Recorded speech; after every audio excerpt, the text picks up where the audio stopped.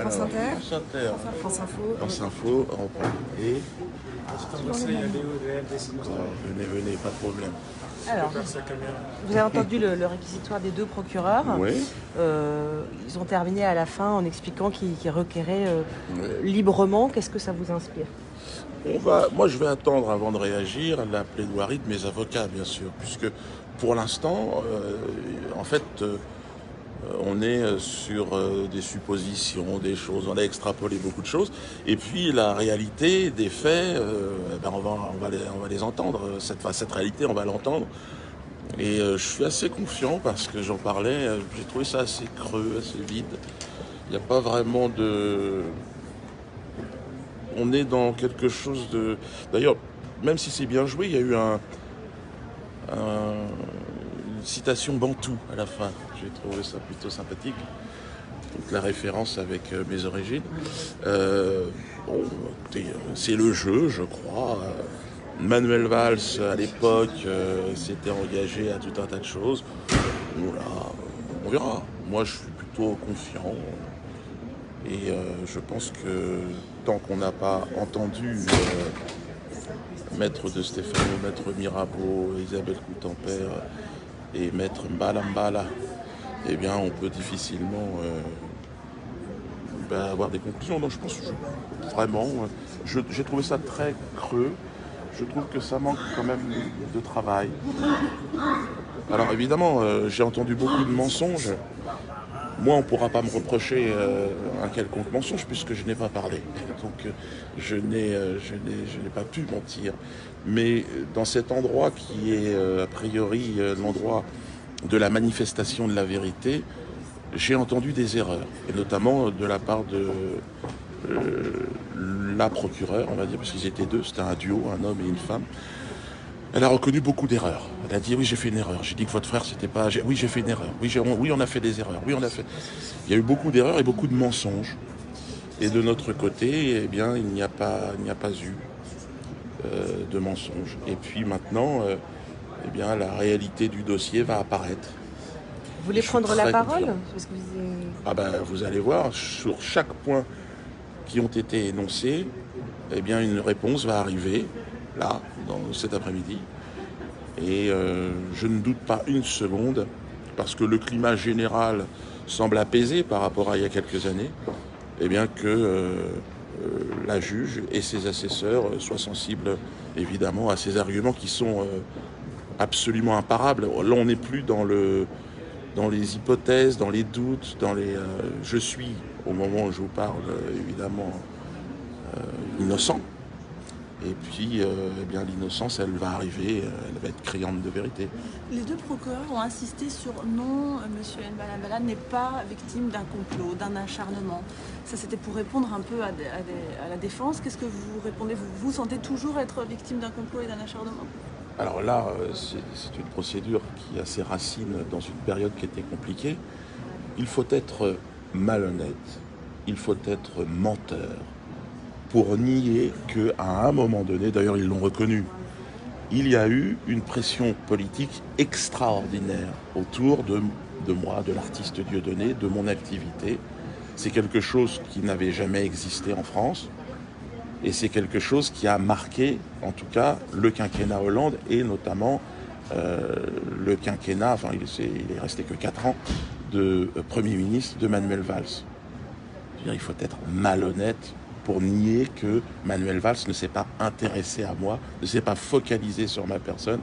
Alors je vous parlerai simplement en 2 mots. Il y a eu cette directive auprès des préfets et des maires, et puis qu'il a lancée en fin 2013. Et puis enfin, il y a eu cette décision du Conseil d'État du 9 janvier 2014, l'ordonnance Dieudonné, qui porte mon nom, hein, et qui a d'ailleurs été inversé 1 an plus tard, hein, par un autre jugement du Conseil d'État, mais qui était une première dans l'histoire. D'ailleurs, la plupart des juristes, je ne suis pas juriste, ont commenté cette décision qui est absolument hallucinante. Vous n'êtes pas sans ignorer qu'aujourd'hui, jour de votre procès, ni M. Valls ni M. Hollande ne sont encore au pouvoir.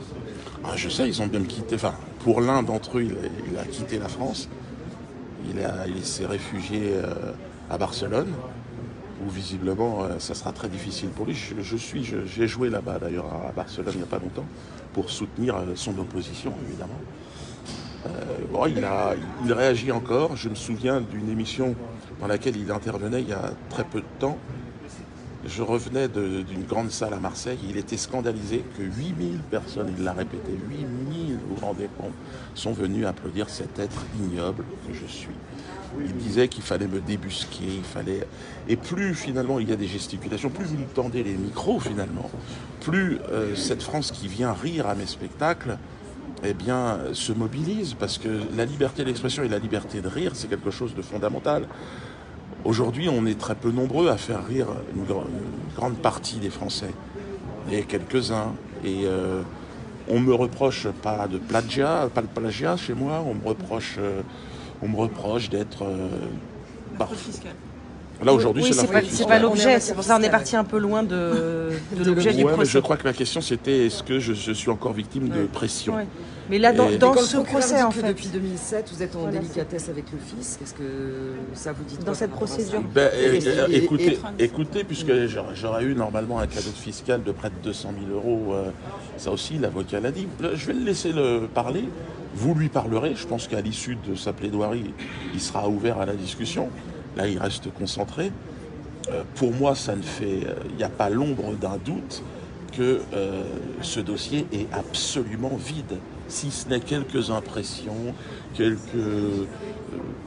essayent de se motiver sur rien du tout. Et donc, Les transferts d'argent à l'étranger, tout ça. oui, mais déclarés. Tout ça, ce sont des dons déclarés. J'ai payé dessus. Alors, évidemment, ça peut impressionner, mais dans la mesure où les choses sont déclarées et les impôts ont été payés, je ne vais pas payer deux fois. Vous savez dans quel ordre ils interviennent? merci, comment ça se Non, passe? je ne sais pas encore. Il faudra leur demander, mais Ils parlent tous les trois. Vous avez trois avocats. oui, j'ai 3 avocats. Et vous-même, vous prendrez la parole Oui, je peux Pour votre peut-être défense. prendre la parole. Je vais voir en fonction de. Je pense qu'ils vont balayer de manière intelligente l'ensemble des questions qui m'ont été posées. Puis on verra plus tard. Merci. On va se voir tout à l'heure. Merci. Sur certains dossiers sur lesquels ils ont commis des erreurs, est-ce qu'il peut y avoir vice de forme sur le dossier?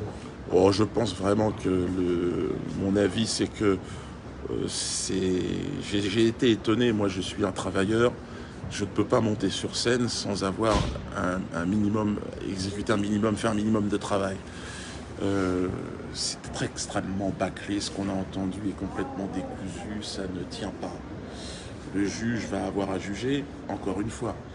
Il aura été témoin d'un flot d'erreurs, de mensonges, de déformations ininterrompues, j'ai envie de dire. Là, maintenant, il va avoir des réponses, on verra. Encore une fois, je ne m'attendais pas de la part du parquet et du procureur à une quelconque indulgence ou quoi que ce soit. Hein. Donc, je ne suis pas surpris par les réquisitions. Mais bon,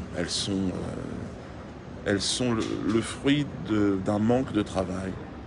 Elles sont le fruit... alors, ils s'en sont défendus de pression politique. Ils ont passé à peu près la moitié du temps qui leur était imparti à nous expliquer qu'ils n'avaient pas de pression. Bon, c'est intéressant. Là encore, on peut être dubitatif. Ils appartiennent à une hiérarchie. C'est étrange que des journalistes soient là, ajoutent à la pression et qu'eux ne se sentent pas sous pression. Autant le magistrat, qui siègent, enfin la présidente et ses assesseurs, peut-être peuvent être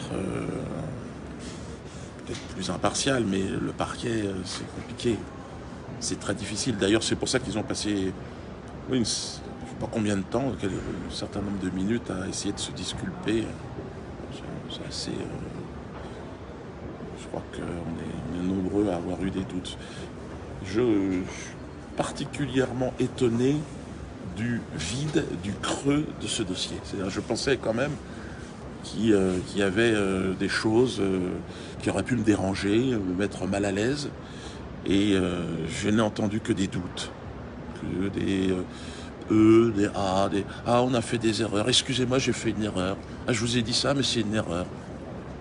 C'est vrai que l'exercice du droit au silence évite les erreurs et évite les mensonges. De notre côté, il n'y aura eu ni mensonge, ni erreur. Maintenant, à mon avocat de parler. Merci. Merci.